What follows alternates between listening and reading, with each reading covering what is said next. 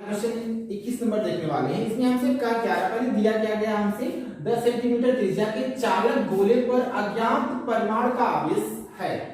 यदि गोले के केंद्र से 20 सेंटीमीटर दूरी पर वैद्युत क्षेत्र इतना उत्पन्न किया जा रहा है। पहले हमारा गोला कितना बड़ा हमारा दिया गया 10 सेंटीमीटर त्रिज्या का एक गोला रहा। तो सबसे पहले हम क्या करेंगे, जो गोला दिया गया पहले बना लिया जाए। तो यह दिया गया है 10 सेंटीमीटर त्रिज्या का एक गोला दिया गया है यहाँ पे। अब हमसे कह रहा है क्या कह रहा है गोले पर अज्ञात परिमाण का आवेश है। यदि गोले के केंद्र से 20 सेंटीमीटर दूरी पर वैद्युत क्षेत्र हमारा इतना है। और कैसा वैद्युत क्षेत्र है, त्रिज्यता अंतर्मुखी है। अर्थात यह अगर हम क्या करें, यहाँ पे गोले के केंद्र से इस 20 सेंटीमीटर दूरी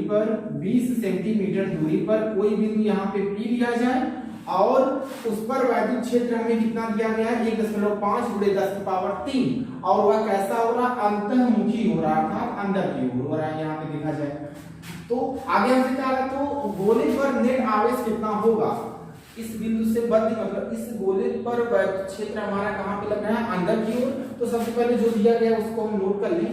हमें दिया गया है r बराबर कितना दिया गया है, गोले की त्रिज्या इतनी है पर हमारा वैद्युत क्षेत्र कितनी दूरी पर है, 20 सेंटीमीटर दूरी पर। लिखेंगे गोले के केंद्र से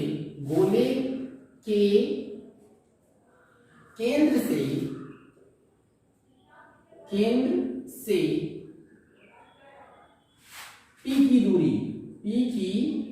दूरी कितनी हमारी हो जाएगी, यहाँ से r बराबर यह देखा जाए 20 सेंटीमीटर। तो यहाँ से r बराबर कितना आ जाएगा 20 × 10⁻² मीटर।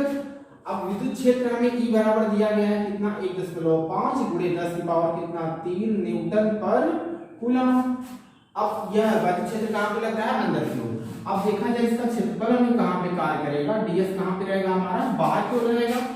अब हमसे क्या है कितना आवेश होगा, तो हम जानते हैं कि E बराबर कितना होता है 1/, वैद्युत क्षेत्र की तीव्रता दिया गया और हमसे क्या पूछ रहा है, आवेश पूछा जा रहा है। यहाँ पे क्या पूछा जा रहा है, आवेश Q। तो यहाँ से अगर देखा जाए तो हम सूत्र जानते हैं 1/4πε0Q/r²। हमें आवेश पूछा जा रहा है और इसकी वैल्यू हम जानते हैं कितना होता है 9 × 10⁹। E का मान हमें कितना दिया गया यहाँ पर 1.5 × 10⁻³ बराबर, इसकी वैल्यू पुट कर देंगे 9 × 10⁹ गुणे Q का मान हमें ज्ञात करना है। R का मान हमारा 20 × 10⁻²। इसका यहाँ पे गुणा हो जाएगा तो हो जाएगा 1.5 × 10⁻³ इसका यहाँ पे गुणा हो जाएगा। तो 20 का 2 बार गुणा करें तो कितना हो जाएगा 400 गुणे घात के ऊपर घात और घातांकों का परस्पर गुणा हो जाएगा, 10 पावर कितना हो जाएगा -4। अब बराबर कितना हो जाएगा यहाँ पे 9 × 10⁻³ कितना 9Q। ठीक है, अब यहाँ पे हमें Q का मान निकालना, तो ये नीचे आकर क्या कर देगा, भाग कर देगा। तो आगे देखा जाए तो ये हमारा कितना आ जाएगा 1.5 × 10⁻³ कितना 3 गुणे कितना हो जाएगा 400। अब यह आधार समान तो घातें हमारी क्या हो जाएंगी, यहाँ पर जुड़ जाती हैं। तो 10⁻³ 10⁻⁻⁻4 तो ये जुड़कर कितना आ जाएगा पूरे 10⁻⁻1। अब ये नीचे आकर भाग करेगा जब, तो ये कितना आ जाएगा 9 × 10⁻⁹ ये हमारा क्या निकला Q। अब बुरा भाग हमें करना है यहाँ पर, तो यहाँ से देखा जाए 10⁻⁻9 ऊपर जाएगा, 9 ऊपर जाएगा तो क्या हो जाएगा -9। इसका इसमें बुरा कर दिया जाए तो पहले डबल 0 नोट कर देंगे, 15 चौको 60, यहाँ पे 60 हो गया। दशमलव कितने पे लगाना है, हमें एक अंक पे क्या करना है, दशमलव लगा देना। बटे में कितना आ जाएगा, यहाँ से देखा जाए ये हमारा हो जाएगा, ये कहाँ पे पावर में है, ये 9 कहाँ पे है पावर में। अब ये ऊपर जाएगा तो नीचे कितना बच जाएगा, सिर्फ 9। अब गुणे में कितना है 10⁻⁻1 है और ये ऊपर जाएगा तो कितना हो जाएगा 10⁻⁹ ये किसके बराबर है हमारा, तो क्या निकल रहा है Q का मान। अब ये कितना हो जाएगा, इसे भाग करेंगे तो कितना आ जाएगा 16 25 60 16 छक्का 9 छक्का 54, फिर उसके बाद हाथ से कितना बचेगा 6, फिर 9 छक्का 54, फिर यहाँ पे दशमलव लगाएंगे, फिर 9 छक्का 54। तो यहाँ पे देखा जाए तो ये कितना आ जाएगा 10⁻⁻10। अब यहाँ पर एक अंक दशमलव इधर आएगा तो ये पावर एक क्या हमारी हो जाएगी, कम हो जाएगी। तो यहाँ हो जाएगा 6.66 गुणे 10 की पावर कितना आ जाएगा -9 और आवेश का मात्रा क्या होता है, कूलम। अच्छा हम जानते हैं कि 1 नैनो कूलाम बराबर कितना होता है 10⁻⁻9 कूलाम। तो हम 10⁻⁻9 कूलाम के स्थान पे क्या ले सकते हैं 1 नैनो कूलाम। यहाँ से हो जाएगा Q बराबर 6.66 नैनो कूलाम। तो इसे हम क्या करेंगे नोट कर लेंगे, फिर इसके बाद अगला क्वेश्चन देखेंगे। अब हम देखिए क्वेश्चन नंबर 22 हमसे क्या कह रहा है कि 2.4 मीटर व्यास के किसी एक समान आवेशित चालक गोले का पृष्ठीय आवेश घनत्व कितना दिया गया है। तो पहले देखिए कि हमें दिया गया है पृष्ठीय आवेश घनत्व। पृष्ठीय आवेश घनत्व किसे करते हैं सिग्मा से। सिग्मा बराबर कितना दिया गया है 80 माइक्रो कूलाम पर मीटर स्क्वायर। यह माइक्रो कूलाम है, तो माइक्रो कूलाम को हम किससे बदल देंगे कूलाम में बदल देंगे। तो ये हमारा आ जाएगा 80 × 10 की पावर कितना -6 कूलाम मीटर का स्क्वायर। अब देखेंगे तो हमें व्यास कितना दिया गया है, यहाँ पे देखा जाए व्यास हमें दिया गया है 2.4 मीटर। तो यहाँ से अगर त्रिज्या निकाली जाए तो त्रिज्या व्यास की आधी हो जाएगी। हमारा क्या होता है व्यास का आधा अर्थात 2.4 बटे कितना आ जाएगा 2। तो यहाँ से r बराबर कितना आ जाएगा 1.2 मीटर। अब उसके बाद हमसे कह रहा है गोले पर आवेश कितना होगा, तो हमें निकालना है कितना Q निकालना है। यहाँ से अगर Q निकालना है तो पहले यहाँ पे समझा जाए कि पृष्ठीय आवेश घनत्व बराबर होता क्या है। पृष्ठीय आवेश घनत्व बराबर क्या होता है सिग्मा बराबर देखा जाए यहाँ पे होता है आवेश बटे क्या होता है क्षेत्रफल। आवेश बटे क्षेत्रफल। तो हमें यहाँ पे आवेश ज्ञात करना है और यहाँ पे क्या कर रहा है हमसे गोलाकार है ना, तो गोले का क्षेत्रफल कितना हो जाएगा देखा जाए। गोले का क्षेत्रफल अगर देखा जाए तो यह कितना आ जाएगा 4πr का स्क्वायर। तो सिग्मा a का यहाँ पे गुणा हो जाएगा Q। तो Q का मान हमें अगर निकालना है तो सिग्मा का मान हमें कितना दिया गया है 80 × 10 की पावर -6 गुणे क्षेत्रफल कितना हो जाएगा 4πr का स्क्वायर। तो यहाँ से Q आवेश कितना आ जाएगा हमारा 80 × 10 की पावर -6 गुणे 4 गुणे पाई का मान था 3.14 गुणे r का स्क्वायर। r का स्क्वायर मतलब हमारा त्रिज्या यहाँ पे 1.2 का होल स्क्वायर। अब यहाँ पे अगर गुणा किया जाएगा 4 कैसे गुणा किया जाएगा तो Q बराबर हमारा कितना आ जाएगा ध्यान दिया जाए तो 0 और 8 चौक को 32 मल्टीप्लाई 3.14 इसका क्या आ जाएगा कितना आ जाएगा 144 कंफर्म। अब अगर हम इसका इन सभी का मल्टीप्लाई करेंगे तो हमारा अच्छा यहाँ 10 की पावर कितना रहा हमारा 10 की पावर कितना रहा -6। अब ध्यान दिया जाए अब अगर हमें इन सभी का क्या करना हो मल्टीप्लाई करना हो तो देखिए हमारा कितना आ जाएगा। देखिए अब अगर 3.14 का इसमें गुणा किया गया तो हमारा कितना आ गया ध्यान दिया जाए। इसका इसमें गुणा करने पर कितना आ जाएगा 4.5216 गुणे कितना आ रहा है 10 की पावर -6। अब इसका इसमें जब गुणा किया जाएगा तो Q बराबर कितना आ जाएगा इसका इसमें गुणा करने पर हमारा आ जाएगा 100 कितना 1446.91 गुणे कितना आ जाएगा हमारे यहाँ से 10 की पावर कितना रहा -6। अब 3 अंक दशमलव इधर आएगा जब 3 अंक दशमलव कहाँ पे आएगा इस साइड तो पावर 3 जुड़ जाएगी यहाँ पे। तो यहाँ से Q बराबर हमारा कितना आ जाएगा ध्यान दिया जाए 1.446 गुणे 10 की पावर कितना आ जाएगा 10 की पावर कितना आ जाएगा यहाँ पे -3 कूलाम। तो इसे नोट कर लेंगे फिर आगे देखेंगे। अब हमारा Q बराबर कितना निकल गया 1.45 गुणे 10 की पावर कितना निकला -3 कूलाम। अब इसका निकल गया। अब सेकंड हमसे क्या कर रहा है गोले के पृष्ठ से निर्गत कुल वैद्युत फ्लक्स का मान कितना होगा। तो देखा जाए हमसे पूछ रहा है कुल विद्युत फ्लक्स। क्या पूछा जा रहा है कुल वैद्युत फ्लक्स। अब यहां से कुल वैद्युत फ्लक्स अगर फाई का मान निकाला जाए तो Q अपान कितना हो जाएगा एप्सिलॉन 0। तो फाई बराबर कितना आ जाएगा Q का मान हो जाएगा 1.45 गुणे 10 की पावर कितना -3। अब यहां से देखा जाए एप्सिलॉन r का मान 8.85 गुणे 10 की पावर कितना हो जाएगा -12। अब ये 12 ऊपर जाएगा इसका 8.85 के इसमें भाग करेंगे तो आ जाएगा 0.16 गुणे यहाँ पे ये ऊपर जाएगा तो कितना आ जाएगा 10 की पावर -3 और यह प्लस हो जाएगा तो यहाँ पे ध्यान देंगे हम यह +12 हो जाएगा। अब घटेगा तो फाई बराबर कितना आ जाएगा 0.16 गुणे 10 की पावर 9 हो जाएगा। अब एक हम दशमलव घट जाएगा तो पावर एक इसमें से क्या होगा, घट जाएगी, तो हमारा फाइव बराबर कितना आ जाएगा, 1.6 गुणे 10 की पावर 8 मात्रा कितना हो जाएगा, न्यूटन मीटर स्क्वायर बटे क्या हो जाएगा, कूलम। तो इसे हम क्या करेंगे, नोट कर लेंगे, फिर अपना अगला क्वेश्चन देखेंगे। अब हम अपना 23वां क्वेश्चन देखेंगे। कह रहा है कोई अनंत रैखिक आवेश 2 सेंटीमीटर दूरी पर इतना वैद्युत क्षेत्र क्या करता है, उत्पन्न करता है। कैसा आवेश है, रैखिक आवेश है। तो कह रहा है रैखिक आवेश घनत्व ज्ञात कीजिए। तो पहले एक रैखिक आवेश कहां पे लगता है, हमारा किसी छड़ पर लगेगा। तो अगर यह छड़ हम सपोज कर रहे हैं कैसे कोई छड़ रही धनावेशित, तो इससे कितने सेंटीमीटर दूरी पर, कोई 2 सेंटीमीटर दूरी पर कोई बिंदु P रहा, उस बिंदु P पर वैद्युत क्षेत्र इतना कार्य कर रहा है। हमें E बराबर दिया गया है 9 गुणे 10 की पावर कितना, 4 न्यूटन बटे कूलम। अब R बराबर कितना दिया है, 2 सेंटीमीटर, अर्थात कितना आ जाएगा, 2 गुणे 10 की पावर माइनस 2 मीटर। हमसे पूछ रहा है रैखिक आवेश घनत्व, रैखिक आवेश घनत्व यह पूछा जा रहा है, अर्थात लेम्डा। रैखिक आवेश घनत्व हमारा क्या होता है, लेम्डा होता है, यह हमसे पूछा जा रहा है। तो हम जानते हैं कि किसी छड़ के बाहर स्थित बिंदु P पर वैद्युत क्षेत्र कितना होता है। हम जानते हैं किसी छड़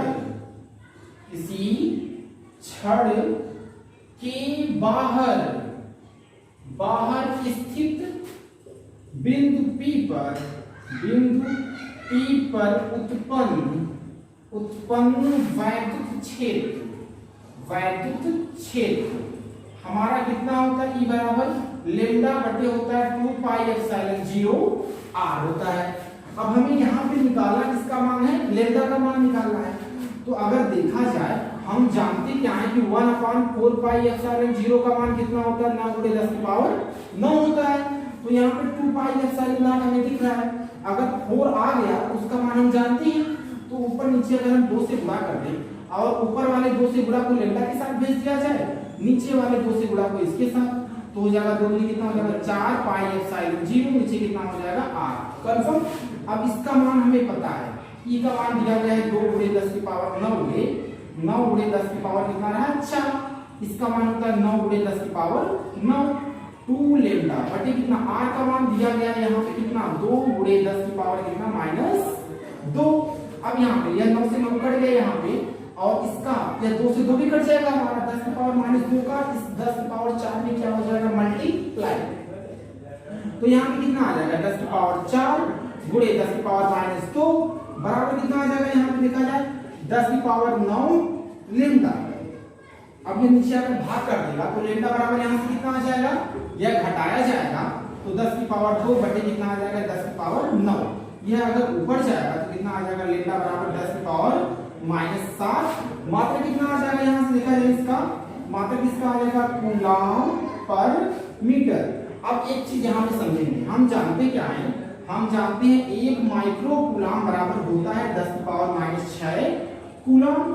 अब यहाँ पे अगर समझा जाए 10 की पावर -7 है ना, तो यहाँ से लेम्डा बराबर हम लिख सकते हैं 10 की पावर -3 गुणे 10 की पावर -6 कूलम पर मीटर। अब 10 की पावर -6 कूलम के स्थान पे क्या लिख सकते हैं, 1 माइक्रो कूलम। तो यहाँ से लेम्डा का मान कितना निकल जाएगा, ध्यान दिया जाए 10 की पावर -1 माइक्रो कूलम पर कितना आ जाएगा, 10 की पावर -6 कूलम मीटर के स्थान पे हम क्या लिख सकते हैं, 1 माइक्रो कूलम। तो आंसर लेम्डा बराबर कितना आ जाएगा, 10 की power -1 micro coulomb per metre. तो इसे हम नोट कर लेंगे, ये हमारा क्या हो जाएगा, आंसर हो जाएगा। ठीक है, अब चलो 24वां क्वेश्चन देखेंगे हम, इसे नोट कर लीजिए। अब देखा जाए हमारा अगला क्वेश्चन क्या है, दो बड़ी पतली धातु की प्लेटें एक दूसरे से के समांतर एवं निकट हैं। इनकी भीतरी फलकों पर प्लेटों की पृष्ठीय आवेश घनत्व कैसे हैं, विपरीत चिन्ह के हैं। तो पहले सबसे आगे 2 प्लेटें बनाई जाएंगी हमारी। अब इन दोनों प्लेटों पर हमें देखना क्या है कि इन दोनों प्लेटों पर हमारे चिन्ह कैसे हैं, विपरीत चिन्ह की आवेश में। अगर एक पर प्लस रहा दूसरे पर क्या हो जाएगा, हमारा माइनस हो जाएगा। अब यहाँ पे समझना है, सबसे पहला हमें दिया क्या गया है, इसका परिमाण अर्थात 17 गुणे 10 की पावर कितना दिया है, -22 कूलम पर मीटर स्क्वायर। क्या दिया, चुंबकीय यहाँ पे क्या दिया, रेखीय आवेश पृष्ठीय आवेश घनत्व लिखेंगे। पृष्ठीय आवेश घनत्व बराबर पृष्ठीय आवेश घनत्व बराबर सिग्मा इक्वल टू 17 गुणे 10 की पावर माइनस 22 कूलाम पर मीटर स्क्वायर यह दिया गया है। अब हमसे पहला प्रश्न क्या कह रहा है कि पहली प्लेट के बाहर वैद्युत क्षेत्र निकालना है। तो यह हमारी पहली प्लेट हो गई, यह हमारी कौन सी प्लेट हो गई, दूसरी प्लेट हो गई। तो यहाँ पे हमें चलो अगर पहली प्लेट के बाहर वैद्युत क्षेत्र निकाला जाए तो यह बिंदु P हो गया। अब हम यह देखें यह प्लेट कैसी है, धनावेशित है। तो धनावेशित प्लेट से वैद्युत क्षेत्र कहाँ पे लगता है, हमारा बाहर की ओर, और ये दूसरी प्लेट कौन सी है, ऋणावेशित है। अब इसके कारण वैद्युत क्षेत्र कहाँ पे कार्य करेगा, हमारा अंदर की ओर कार्य करेगा। कंफर्म। तो यहाँ पे देखा जाए तो हमारा कितना आ जाएगा, तो पहले लिखिए पहली प्लेट के कारण उत्पन्न वैद्युत क्षेत्र लिखेंगे। पहली प्लेट के कारण उत्पन्न वैद्युत क्षेत्र कितना आ जाएगा, यहाँ से E1 इक्वल टू हमारा हो जाएगा, हम जानते हैं कि प्लेट के कारण वैद्युत क्षेत्र का मान हमारा कितना होता है, सिग्मा अपान 2 एप्सिलॉन 0। सेम प्रोसेस करेंगे दूसरी प्लेट के कारण दूसरी प्लेट के कारण उत्पन्न वैद्युत क्षेत्र। तो यहाँ पे देखा जाए हमारा E2 इक्वल टू कितना आ जाएगा, 8 है। तो प्लेट के कारण वैद्युत क्षेत्र फिर वही होगा, सिग्मा अपान 2 एप्सिलॉन 0। अब लिखेंगे दोनों प्लेटों के कारण बिंदु P पर उत्पन्न परिणामी वैद्युत क्षेत्र लिखेंगे। दोनों प्लेटों के कारण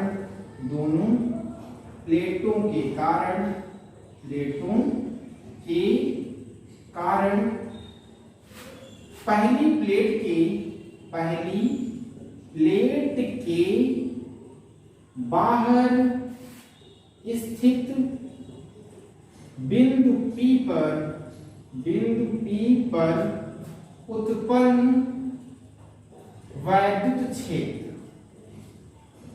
अगर यह देखा जाए तो हमारा कितना आ जाएगा, E बराबर E रिजल्टेंट बराबर कितना आ जाएगा। अब इस पहली प्लेट के बाहर वैद्युत क्षेत्र देखा जाए तो पहली प्लेट के बाहर बिंदु P पर वैद्युत क्षेत्र कैसा हो रहा है, E1 के कारण E1 वैद्युत क्षेत्र इस दिशा में हो रहा है आगे की ओर, तो E2 कहां पे हो रहा है, इसके विपरीत दिशा में। अब मैंने बताया था जब वैद्युत क्षेत्र विपरीत दिशा में होगा तो E1 में से E2 को क्या करते हैं, घटा देते हैं। तो हो जाएगा E1 माइनस कितना हो जाएगा, E2 हो जाएगा। तो यहाँ से अगर E का मान रखा जाए E1 और E2 का तो कितना आ जाएगा, सिग्मा अपान 2 एप्सिलॉन 0 माइनस सिग्मा अपान 2 एप्सिलॉन 0, अर्थात कितना आ जाएगा, E बराबर 0। मतलब E रिजल्टेंट बराबर हमारा कितना निकल गया, 0 निकल गया। अब यहाँ से समझिए, अब हमसे अगला प्रश्न क्या कर रहा है कि दूसरी प्लेट के बाहर वैद्युत क्षेत्र निकालना है। चलो यहाँ से देखा जाए तो दूसरी प्लेट के बाहर पहले कोई बिंदु यहाँ पे Q ले लिया जाए, ठीक है। अब यहाँ पे समझिए पहली प्लेट के कारण बिंदु P पर उत्पन्न वैद्युत क्षेत्र कहाँ पे हो रहा है, देखा जाए पहली प्लेट धनावेशित है तो वैद्युत क्षेत्र कहाँ पे होगा, आगे की ओर होगा, E1 आगे की ओर लगा। दूसरी प्लेट ऋणावेशित रही तो वैद्युत क्षेत्र कहाँ पे लगेगा, उसकी प्लेट की तरफ ही लगेगा। तो E2 कहाँ पे लगा, हमारा प्लेट की तरफ लगा। अब यहाँ पे समझेंगे हमारा दोनों वैद्युत क्षेत्रों की दिशा कैसी हो रही है, E1 कहाँ पे जा रहा है, आगे की ओर, E2 कहाँ पे आ रहा है, उसकी विपरीत दिशा में आ रहा है। जिस प्रकार बिंदु P पर दोनों वैद्युत क्षेत्र कहाँ पे लग रहे थे, विपरीत दिशा में, उसी प्रकार बिंदु Q पर भी दोनों वैद्युत क्षेत्र हमारे कहाँ पे लग रहे हैं, विपरीत दिशा में। तो बिंदु P पर जिस प्रकार हमारा वैद्युत क्षेत्र का मान कितना आया था, 0, उसी प्रकार बिंदु Q पर भी कितना आएगा, 0।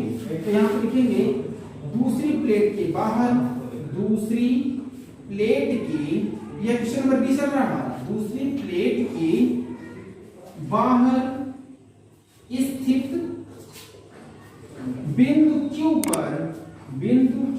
पर भी वैद्युत क्षेत्र का परिणामी विपरीत दिशा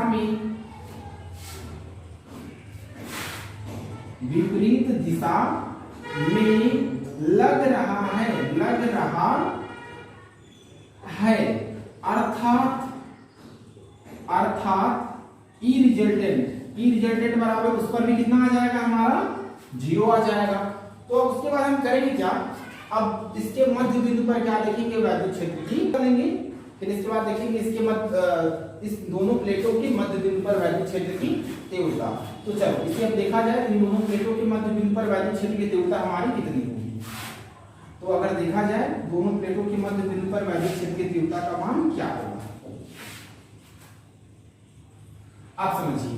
अब हमें कहां पे निकालना है, इसके मध्य बिंदु पर वैद्युत क्षेत्र की तीव्रता। यहाँ पे कोई बिंदु हमने R लिया, अब R पर क्या निकालने जा रहे हैं, वैद्युत क्षेत्र की तीव्रता। चलो निकाला जाए। लिखेंगे पहली प्लेट के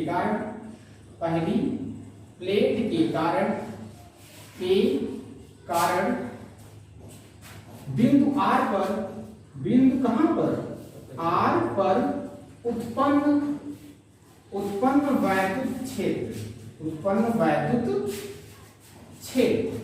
अगर यह देखा जाए तो E1 कितना हो जाएगा, सिग्मा अपान 2 एप्सिलॉन 0। सेम प्रोसेस कहेंगे दूसरी प्लेट के कारण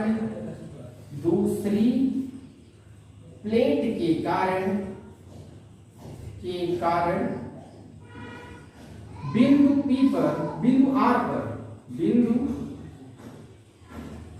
पर उत्पन्न वैद्युत क्षेत्र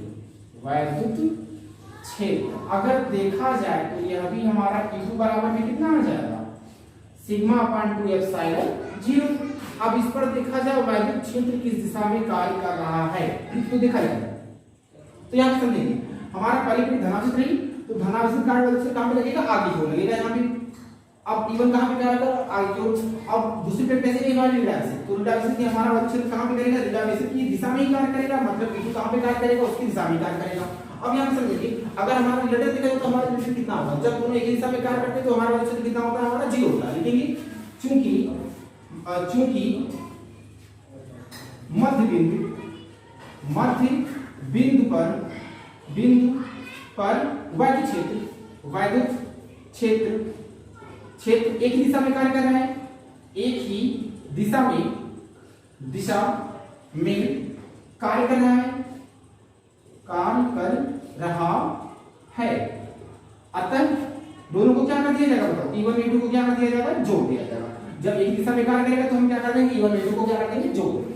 तो यहाँ पे देखा जाए तो E रिलेटेड कितना आ जाएगा, सिग्मा अपान 2 एप्सिलॉन 0 प्लस कितना आ जाएगा, सिग्मा अपान 2 एप्सिलॉन 0। तो यहाँ से कितना आ जाएगा हमारा रिलेटेड देखा जाए तो सिग्मा और सिग्मा कितना हो जाएगा, 2 सिग्मा कितना हो जाएगा, 2 सिग्मा अपान 2 एप्सिलॉन 0। 2 से 2 क्या हो जाएगा हमारा कैंसिल। तो यहाँ से E रिलेटेड देखा जाए तो हमारा कितना आ जाएगा, सिग्मा की वैल्यू हमारी कितनी रही, 17 गुणे 10 का कितना -22। अब बटे कितना है यहाँ पे 8.85 एप्सिलॉन का मान, यहाँ पे कितना हो जाएगा 10 की पावर कितना हो जाएगा -12। अब इसे अगर डिवाइड करेंगे हम तो हमारा यहाँ पे कितना आ जाएगा, समझा जाए ध्यान दीजिए यार, इसे कितना आ जाएगा हमारा, अगर इसे डिवाइड करेंगे तो हमारा कितना आ जाएगा, यहाँ से ध्यान दीजिए तो इसे अगर डिवाइड किया जाएगा तो हमारा कितना आ जाएगा, 1 भाग कितनी बार जाएगी, 1 फिर कितनी बार जाएगी, 9 बार। अब यहाँ पे समझिए बराबर हमारा कितना आ गया, यहाँ पर 1 ऐसे भाग करेंगे तो हमारा कितना आ गया, भाग 1 दशमलव कितना आ जाएगा, 9 2 गुणे 10 की पावर कितना आ जाएगा -10, मात्रा क्या हो जाएगा, न्यूटन बटे कूलम। तो इसे हम नोट कर लेंगे। फिर इसके बाद आज के लिए हमारा इतना बहुत रहा, यह प्रश्नावली हमारी खत्म हुई। अब अगली प्रश्नावली हम अपने अगले वीडियो में देखेंगे। आप लोगों को इस प्रश्नावली में जो भी प्रॉब्लम हो आपको कमेंट के माध्यम से पूछ सकते हैं।